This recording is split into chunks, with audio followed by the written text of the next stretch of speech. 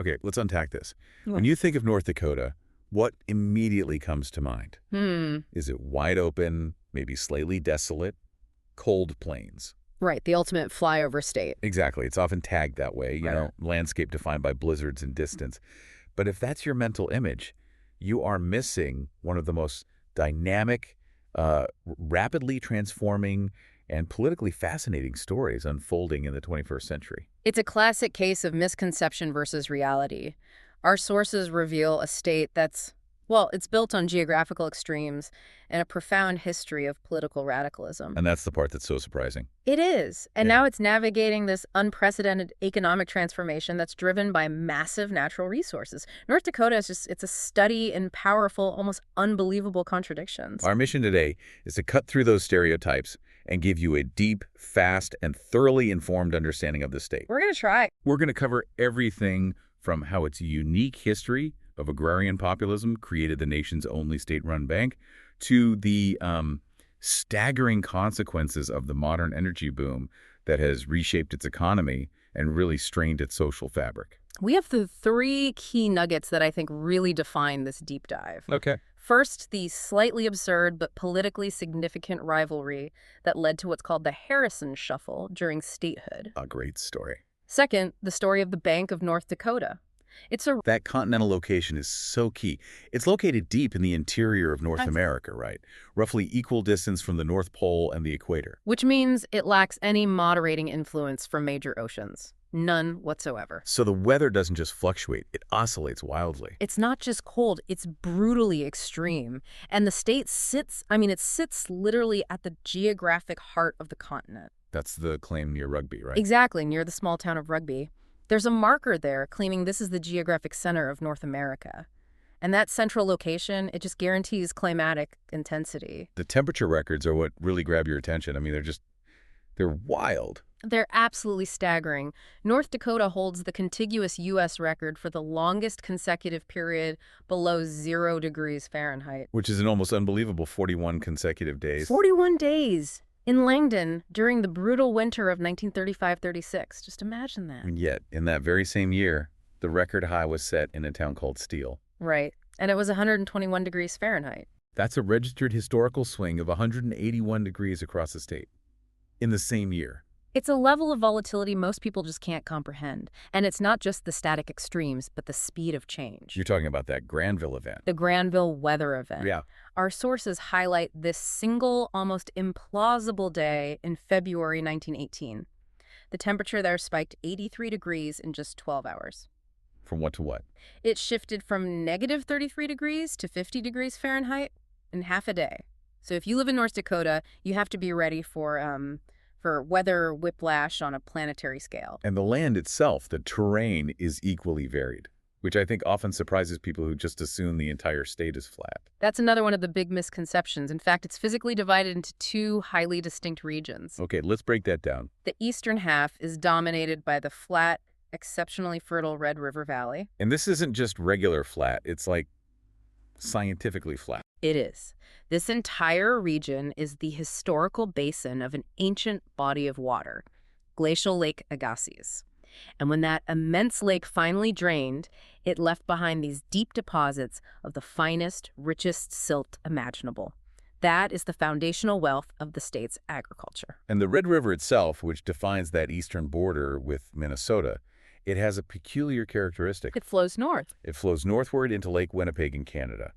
And this isn't just a quirky fact for a trivia night, it's a critical geographic challenge. A huge challenge. Yeah. Because it flows north, the lower sections up in Canada freeze earlier in the winter and they thaw later in the spring. So the water gets backed up. It dramatically increases the risk of immense flooding in the southern sections, like around Fargo, when the spring runoff starts. The ice acts like a dam. Okay, so that's the east. What about the west? You contrast that with the central and western halves.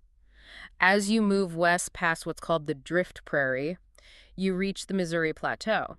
And things change. It's marked by rolling hills, steeper river valleys, and eventually you get to the dramatic, deeply eroded landscape of the northern part of the Badlands. All west of the Missouri River. Correct. And that is where you find the state's high point, White Butte, which tops out at about 3,507 feet. And also Theodore Roosevelt National Park, which is stunning. Absolutely.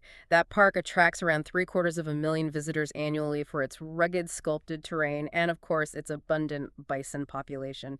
It really, really challenges that flat and empty stereotype. Human engineering has also had a huge impact on the landscape, especially the rivers. Oh, definitely. You have to talk about the Missouri River, the longest river in North America. It's contained by the massive Garrison Dam, Which creates Lake Sacagawea. and Lake Sacagawea is the third largest artificial lake in the entire United States by volume. This speaks volumes about the necessity of controlling water resources in this dry continental climate. It's a massive feat of engineering. Okay, so let's shift from that physical foundation to the political one. The journey to statehood was marked by classic American expansionism mixed with some pretty profound political maneuvering. It really was. Much of the region was acquired through the Louisiana Purchase in 1803, but that far northeastern section, that valuable Red River Valley we were just talking about. The really fertile part. Exactly. That was actually part of British Rupert's Land until the Convention of 1818 set the current 49th parallel border. So when the Dakota Territory was established in 1861, it immediately started to suffer from internal friction. A lot of it. The sources explain a very strong north-south tension. The southern part, which was more quickly populated and settled, increasingly viewed the northern half as, well, disreputable. Disreputable, that's a strong word. What do they mean by that? It was the domain of independent fur traders, large-scale cattle ranchers, and it was the site of intense, often violent conflicts with indigenous populations. The northern settlers were perceived as less controlled, maybe more lawless, and certainly more politically unstable. And this internal friction, this tension, it became a valuable asset for national political players. That's the key. The decision to split the territory along the Seventh Standard Parallel wasn't really about demographics or geography. It was a clear political lure. A political lure aimed squarely at Washington, D.C. Absolutely. If the combined Dakota Territory came in as one state, it would yield 2 U.S. senators. Standard. But if it were split into North and South Dakota, it would yield 4 senators. And since this was during an era dominated by the Republican Party, splitting the territory meant adding 2 guaranteed Republican votes to the Senate floor. It was political manipulation at its most transparent. And that takes us right to the iconic moment of admission, November 2, 1889. Yes, because there was such intense rivalry over which new state North or South Dakota would have the prestige of being admitted first. A genuine sibling rivalry from birth. A fierce one. And President Benjamin Harrison decided to resolve it through an act of deliberate historical obscurity. The famous Harrison Shuffle. He literally signed the statehood papers after shuffling them, so the exact order went unrecorded and unknown. He covered them up, shuffled them, signed them blind, all to ensure neither state could truly claim victory. It was pure political theater, wasn't it? Yeah. Just designed to appease powerful local egos. That's all it was. While the documents were shuffled, North Dakota is numerically designated as the 39th state simply due to alphabetical ordering. But the rivalry over who was first remains a foundational and, frankly, a slightly humorous element of their political history. It absolutely does. That political maneuvering to secure statehood really set the stage for Part 2. North Dakota's truly radical roots. We are moving from political expediency to political ideology, and it's centered on this unique concept of agrarian wealth, and, maybe more importantly, its protection. The political ideology of North Dakota was forged in fire. I mean, the fire of intense agrarian unrest in the early 20th century. What was driving that unrest? This was a time when wheat farmers, many of them Norwegian immigrants, felt they were being systematically exploited by powerful external entities. The farmers' complaint was pretty straightforward, right?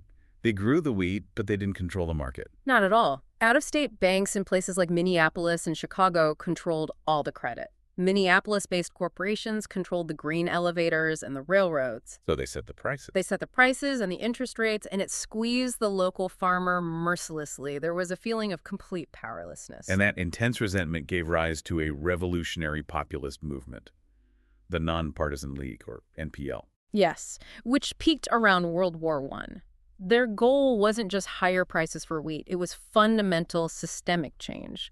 They sought to insulate the state's economy and its farmers completely from the power of these external banks and major corporations. What's so unique is their strategy. They didn't immediately form a third party, which is what you'd expect. No, they were much savvier. They ran their candidates, and some of these candidates had openly socialist policies on the Republican ticket. Why the Republican ticket? Because that was the dominant party. They leveraged the established party structure to enact their own radical economic policies. It was a kind of political insurgency from within.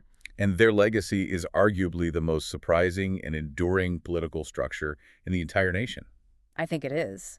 The NPL succeeded in creating two unique state-owned institutions that are still fully operational today. What are they? The North Dakota Mill and Elevator, which is a state-owned flour mill in Grand Forks, and more significantly, the Bank of North Dakota, the BND. Okay, let's dedicate some serious time to the BND, because this is where North Dakota truly separates itself from every other state. It is the nation's only state-run bank, established over a century ago. How does a bank run by the state government actively protect its financial system? It's all about capital flow and its mandate. The BND operates under a unique legislative mandate, and the wording is important: to encourage and promote agriculture, commerce, and industry in North Dakota. So it's not just about profit. It's about development. And crucially, unlike every other state, North Dakota law requires that all state funds must be deposited in the BND. All state funds? You mean like tax receipts, employee retirement funds? All of it. Tax receipts, pension funds, oil royalty payments, it all has to go into the Bank of North Dakota. So the bank has this massive, stable pool of capital that is legally locked inside the state. Exactly. And this allows the BND to operate almost like a miniature Federal Reserve branch bank just for the state's financial ecosystem. How does it interact with, say, the local banks in small towns? It partners with them. It doesn't compete directly with them for individual customers. It provides liquidity and participates in loans that might be too large for a small community bank to handle on its own. This structure gives the state unprecedented control over lending standards. And this is what was so pivotal during the 2008 financial crisis, right? The BND acted as a strategic economic buffer. It was a textbook application of their founding mission. It was almost as if the founders had seen 2008 coming a century earlier. How so? Because the BND was the main source of capital and lending standards for these local banks, it could, and it did, prevent the spread of predatory practices. They simply didn't allow local institutions to issue high-risk subprime mortgages. And even more critically, they didn't allow the packaging of those loans into derivatives. Right. They did not allow those simple loans to be collateralized and packaged into the complex, toxic derivative instruments that destabilized Wall Street and the entire global economy. So they essentially avoided the financial lottery tickets that sank the national economy. They did. By keeping credit simple, transparent, and focused locally, North Dakota avoided the massive housing price collapse that afflicted the rest of the nation. It's a stunning example of radical, populist infrastructure paying dividends nearly a century later. And the NPL legacy goes even further, into land ownership. It does. Our sources confirm there are these powerful anti-corporate laws which have been upheld by the courts that virtually prohibit any corporation or bank from owning land that is zoned as farmland. Which makes foreclosure incredibly difficult. Extremely difficult. It acts as a powerful shield against outside entities buying up acreage, and it ensures the protection of family farms. It's another layer of insulation. And while the political structure has shifted dramatically since those NPL days, that agrarian focus remains the heart of the economy. It does. Even though less than 10% of the state's population is directly employed in agriculture, it remains the largest single industry by value. The scale is just immense. About 90% of North Dakota's total land area is dedicated to farms. That translates to 27.5 million acres of cropland. Which makes it the third largest cropland state in the nation. Right. We're talking about a landmass roughly the size of a mid-Atlantic state, like Pennsylvania, dedicated solely to cultivation. What's truly remarkable, though, is North Dakota's market dominance in highly specific commodities. It's not just growing things, it's cornering these niche markets based on that fertile Red River soil and the cold, hardy climate. The rankings are extraordinary. North Dakota is the undisputed #1 producer in the U.S. for several key crops. Like what? For example, 92% of the U.S. canola crop comes from North Dakota, 94% of the flaxseed. Wow. They also dominate durum wheat, which is used for pasta, with 58% of the U.S. supply, and spring wheat with 36%, plus dry edible beans, honey, lentils, and dry edible peas. It's an incredible list. Near total dominance in certain niche food chains, that specialization is directly linked to the climate you mentioned earlier, right? Canola thrives in those cold winters. Exactly. But this high degree of specialization also carries risks, and this is particularly true when we look at recent trends toward monoculture. What do the sources say about that? They point out that between 2002 and 2007, North Dakota led the entire country in increasing its total cropland, and there was a massive 1.8 million acre shift toward monoculture, relying very heavily on just corn and soybeans. That pivot to corn and soybeans is a modern story. Soybeans, for instance, were barely grown in the state back in the 1940s. Not at all. And now they are a major cash crop, largely grown for livestock feed. But monoculture is both an economic gamble and an ecological risk. How so? Well, it creates significant vulnerability. When you rely on vast fields of a single commodity, you become far more susceptible to a single blight, a single disease, or a sudden dramatic drop in global commodity prices. And the ecological consequences. Soil depletion and a heavy reliance on chemical inputs, which over the long term undermines the sustainability of that rich Lake Agassiz silt that made it all possible in the first place. If the first century of North Dakota's political life was defined by that fight for agrarian stability, the 21st century has been defined by a sudden, intense flood of volatile external wealth. This is the energy revolution that fundamentally shattered the state's calm. That agrarian conservatism, buttressed by the BND, gave the state a century of fiscal peace. But nothing tests a fortress like a sudden, massive, unpredictable flood of external capital. And that's exactly what North Dakota received with the Bakken boom. Oil wasn't new to the state, though. No, not at all. It was first discovered near Tioga way back in 1951, and there were smaller, earlier booms that always died out when prices fell. But the current surge, which began in the 2000s, was completely different because of technology. The sources credit hydraulic fracturing, fracking, and the ability to drill horizontally. Why were these two technologies so crucial for the Bakken? It's because of the geology. The oil in the Bakken Formation isn't trapped in porous, easy-to-reach sandstone. It's locked tight within dense shale rock that stretches for hundreds of miles under the northwest of the state. So traditional vertical wells wouldn't work well. They were very inefficient, but horizontal drilling allows companies to drill down and then turn the drill bit sideways, following the shale layer for miles from a single pad. And then fracking releases the oil. Exactly. Fracking uses high-pressure fluid to fracture the rock, creating tiny fissures that release the oil and natural gas. This combination transformed previously unreachable geological deposits into highly profitable reserves. And the sheer volume of that reserve, it shocked everyone. It was dramatic. The U.S. Geological Survey estimated that there are 3 to 4.3 billion barrels of technically recoverable oil. And that was 25 times the estimate from 1995. 25 times. Some industry estimates push that even higher, suggesting reserves could potentially sustain production for over 100 years. But this isn't a small field. It's one of the most significant domestic oil reserves in the modern era. Which translates into staggering current production levels. Absolutely. As of November 2022, North Dakota is the second largest oil producer in the entire United States, right behind Texas. They are consistently pumping over 1 million barrels per day. And the epicenter of this frantic growth is the Northwest. Yes, the region encompassing Williston, Tioga, Stanley, and Minot, Burlington. This rapid infusion of wealth creates a sort of isolated fiscal superpower, especially when you compare it to its neighbors. The economic indicators are almost unbelievable for a state of this size. Consider the job market. North Dakota led the entire U.S. in job creation every single year from 2009 to 2013. They added 56,600 private sector jobs since 2011. And annual personal income growth has averaged 6% per year, far exceeding the national pace. And here's where that B&D legacy ties in again.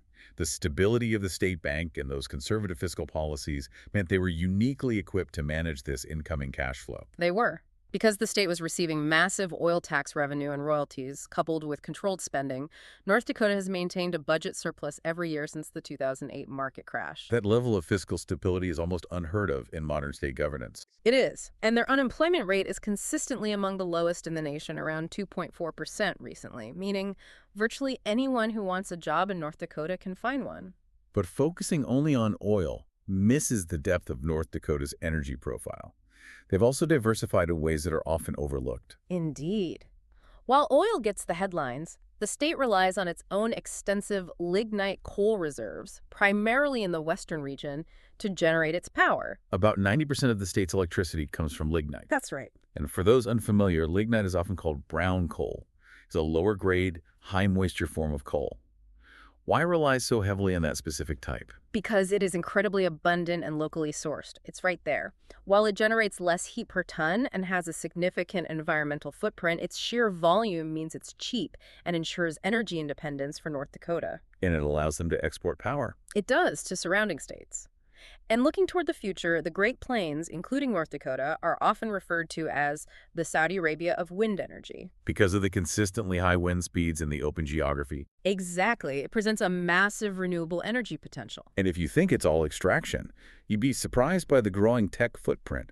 Fargo, the largest city, is home to the second largest campus of Microsoft. Employing 1,700 people. And Amazon has a sizable presence in Grand Forks. This creates a fascinating economic split between the remote, volatile resource hubs in the west and the stable service sector cities in the east. However, this massive influx of external capital and workers has come at a severe social cost.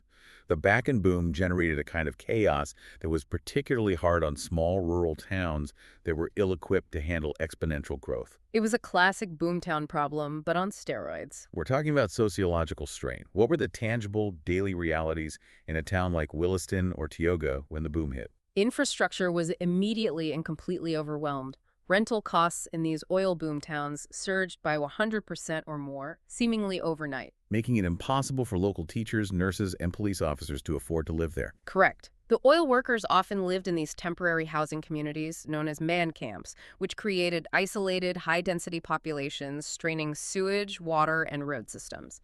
Hospitals and schools struggled to hire staff and keep up with the demand. And this rapid, poorly managed economic and population influx directly correlates with a shocking rise in crime. It's the shadow of the boom.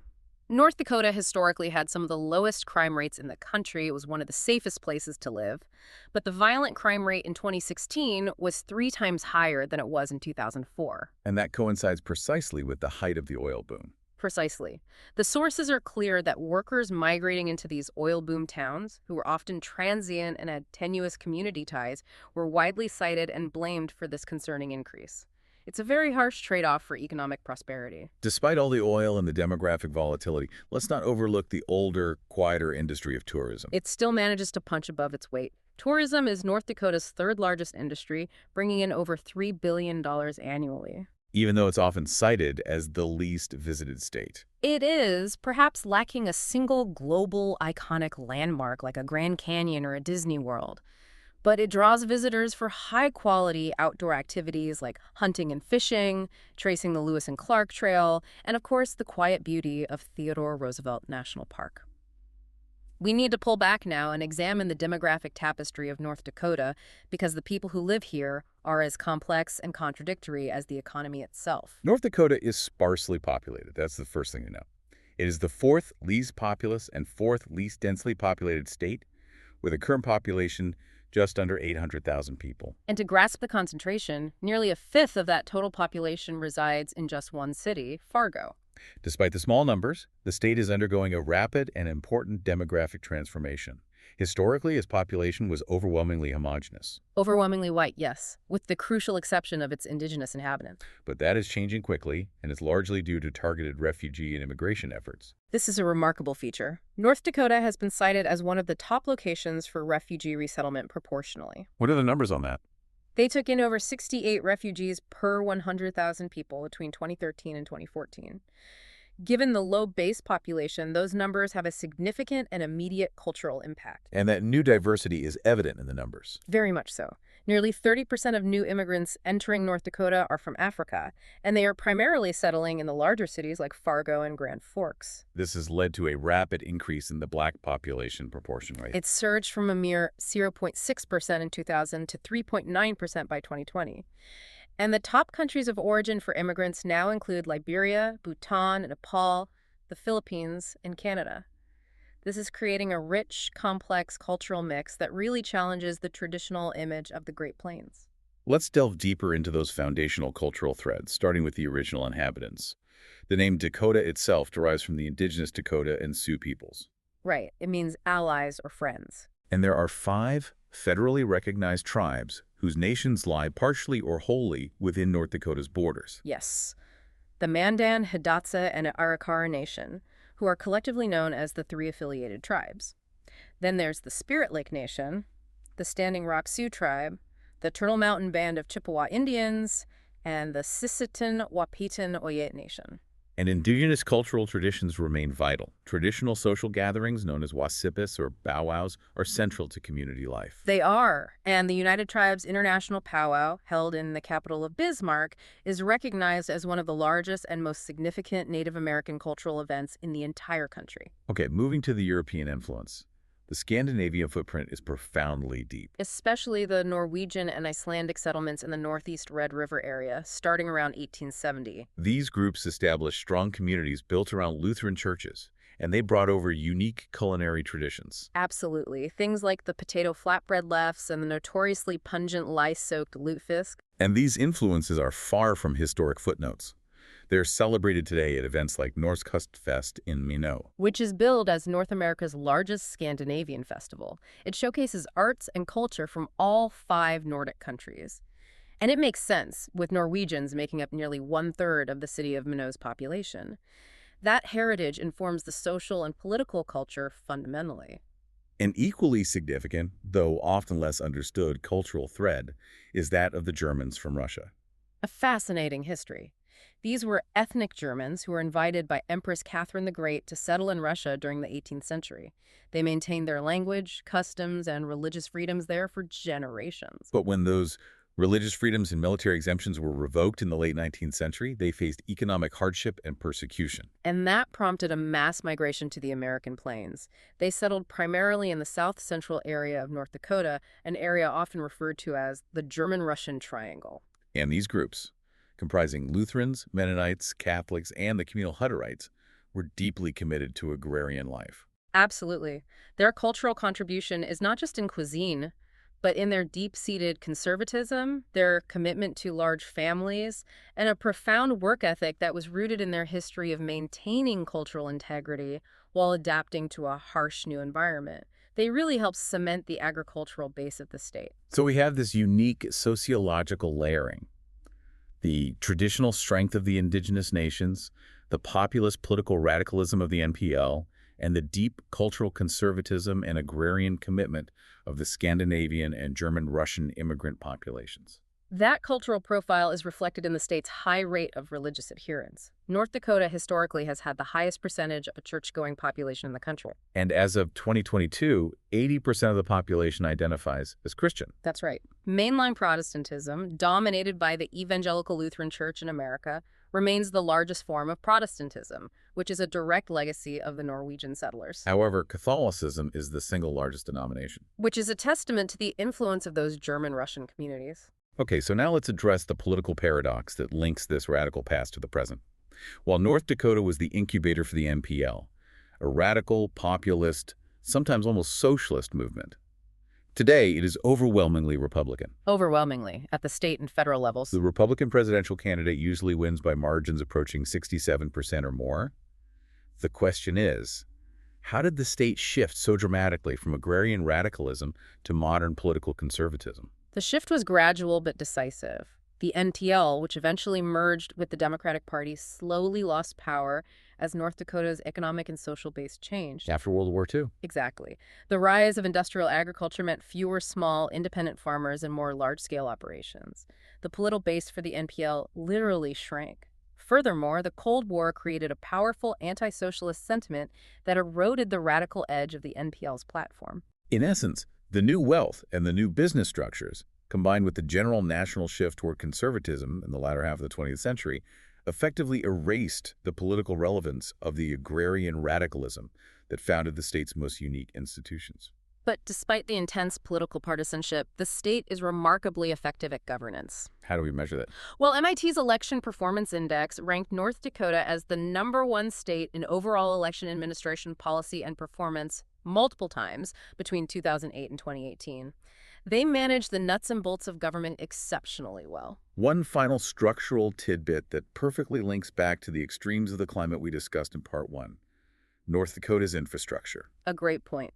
If you drive on the major interstates I-29 north-south and I-94 east-west, you will notice a unique feature. Virtually all of the end-to-end interstate highway system is paved in concrete, not traditional blacktop or asphalt. Why the concrete preference? It is entirely to withstand the extreme weather conditions. Concrete handles the deep freeze and the rapid thaw cycles much, much better than asphalt, which cracks and buckles quickly under that kind of stress. So it's infrastructure built to endure the state's massive temperature volatility. A silent tribute to the necessity of building tough in the northern plains. This deep dive has stripped away the stereotypes and revealed North Dakota as a place defined by powerful, almost unbelievable contrasts. It really has. It is geographically central to the continent, yet it's demographically peripheral, being the fourth least populous state. And it's politically dominated by the Republican Party, yet its foundational fiscal legacy is... We've explored a state that is managing an incredibly delicate balancing act, trying to maintain the stability guaranteed by its founding radicalism while absorbing massive, unpredictable wealth and a rapid demographic shift driven by external migratory workers and international refugees. And this leads to our final, lingering, provocative thought for you. The agrarian founders created the Bank of North Dakota specifically to shield the state from external financial power and predatory capitalism, ensuring local capital remained local. That was the entire point. Right. Now, in the 21st century, North Dakota is awash in massive, highly external capital from the oil, gas, and major tech booms. So the question is, does this century-old, unique, state-owned financial system have the structural power to stabilize this massive new influx, ensuring the benefits remain local and enduring? Or is the new money too much? Or will the sheer scale and volatility of the boom eventually overwhelm and undermine the state's unique political and social infrastructure? That tension between the populist past and the oil-rich present is the question North Dakota must answer for the next generation. A truly profound tension at the heart of the Peace Garden State. Thank you for diving deep with us into the fascinating complexities of North Dakota. We encourage you to explore the sources that generated these insights further.